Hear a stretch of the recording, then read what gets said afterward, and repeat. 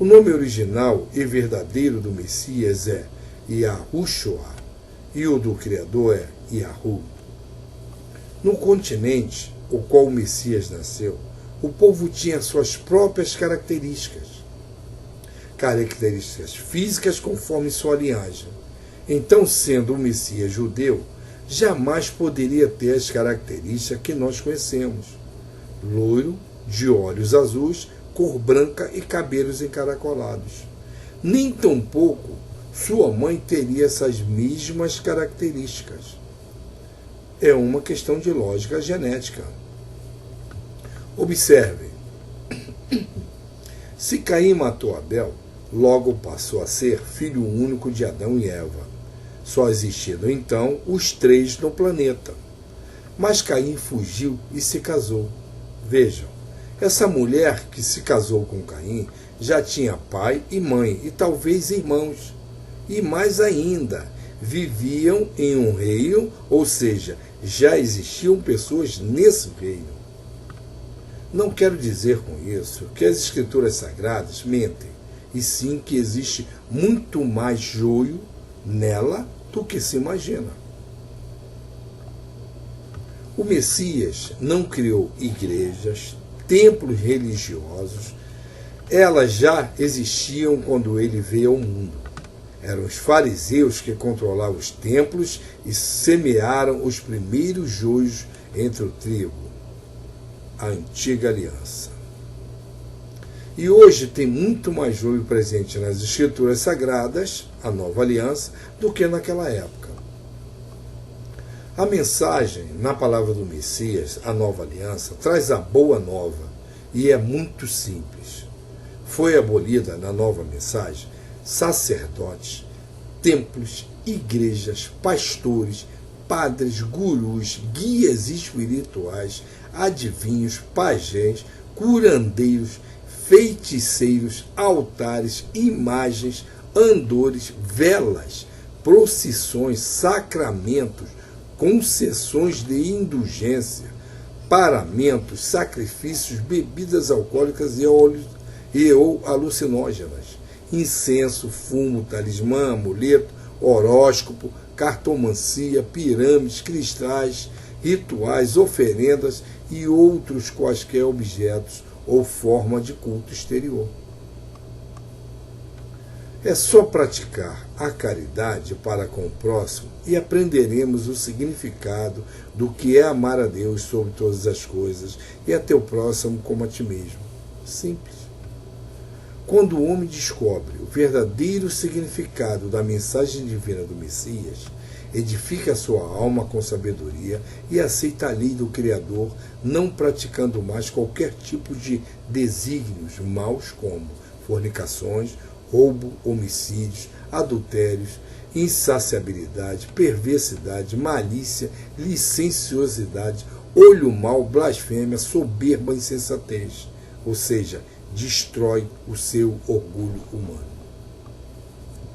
O Criador, ao se apresentar nominalmente a Yahushua, corrompido para Moisés, não só afirmou que seu nome é eterno, como também determinou que assim fosse lembrado de geração a geração. Não somente para aquela geração, para todas as futuras gerações.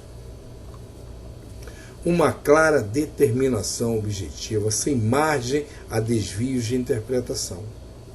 Há também os que pensam em alcançar a verdade por meio de lógicas humanas e deduções pouco fundamentadas.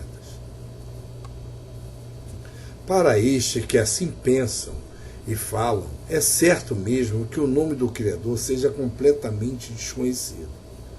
O povo judaico enfrentou o maior desejo de ocultar o nome do Criador para que os outros povos, não o conhecendo, jamais blasfemariam seu sagrado nome.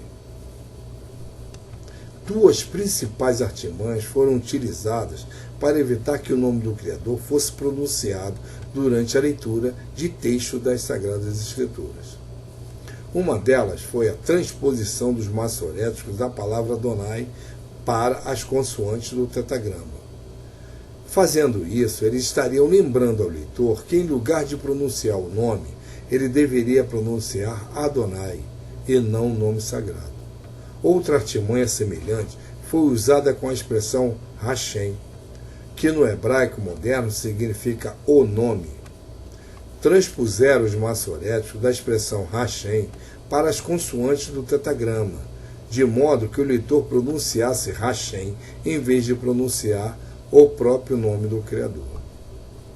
Ao transpor os maçoréticos da palavra Adonai, qualquer um que não conhecesse o nome do Criador pensaria que o nome era Jeová, popularmente chamado de Jeová. Com estes artifícios, eles ocultaram a pronúncia correta aos olhos de leitores indesejáveis. É muito bom esclarecermos aqui que o Criador jamais proibiu que seu nome fosse pronunciado, desde que, com todo respeito e seriedade. Assim, é fácil entendermos a grande preocupação e trabalho que os seres espirituais malignos ligados aos homens malignos da Terra empreenderam num grande esforço para ocultar, corromper e fazer todo o possível para que o nome do Criador e do Messias não fossem mais cogitados ou sequer conhecidos. Para isso, o alvo deles se tornou as Sagradas Escrituras. As hostes malignas nos causaram um atraso de 600 anos de conhecimento na verdade, mas nada ficará oculto que não venha a ser revelado. O mais comum de todos é o título Senhor, escrito com todas as letras maiúsculas no Antigo Testamento. Se você tem em casa a Bíblia de Almeida ou a Bíblia de Genebra, é fácil verificar que o nome do Criador simplesmente foi extirpado de lá, sendo substituído pela palavra Senhor, com todas as letras maiúsculas. Os cultos mitológicos pagãos primitivos possuíam um ídolo chamado El.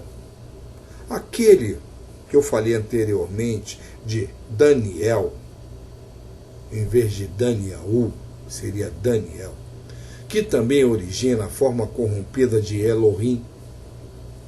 A forma correta do título escritural original que se refere ao Criador é U ou Urim, e não El ou Elohim.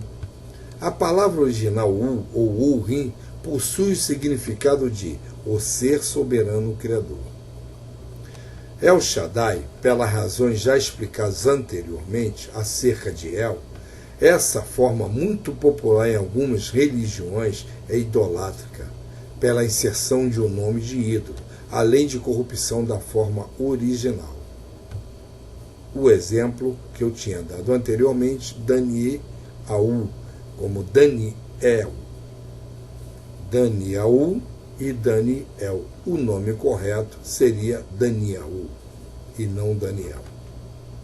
A expressão correta hebraica é Suaodai, que significa o ser eterno criador suficiente para prover a salvação. Jeová ou Jeová, o real significado dessa palavra em hebraico é destruição. Yahvé, esta forma nada mais é do que a concatenação do tetagrama com as vogais maçoréticas da expressão Hashem. Deus, este título é o mais usado de todos, sem dúvida. Contudo, poucos se preocupam com seu significado ou origem. Esta palavra na língua portuguesa é proveniente direta do nome Zeus, da mitologia grega. Os linguistas afirmam que são das evidências mais rudimentares a origem desta palavra Zeus, sendo Zeus, Theos e Deus foneticamente uma única palavra e um único nome. Infelizmente, muitos se encontram em engano por causa das obras malignas de ocultar o nome do Criador e o verdadeiro teor das suas mensagens. Somente uma total cegueira espiritual poderá bloquear a visão de tão clara revelação escritural. Entendimento que nomes diferentes se referem a pessoas diferentes, em especial quando estamos lidando com seres espirituais invisíveis, cuja única forma de identificação são seus nomes. Jesus Cristo. Este é um nome onde percebemos a junção Jesus com o título Cristo. Cristo, a etimologia dessa palavra significa esfregado, esmagado, derrotado, perdedor, fracassado, que na realidade foi uma forma dos gregos denegrir, menosprezar, zombrar dos seguidores do Messias. A forma mais cruel de debochar do Mestre e Salvador do mundo. Para os gregos, o Messias foi um derrotado, crucificado e morto, ou seja, um Christus aos seus olhos.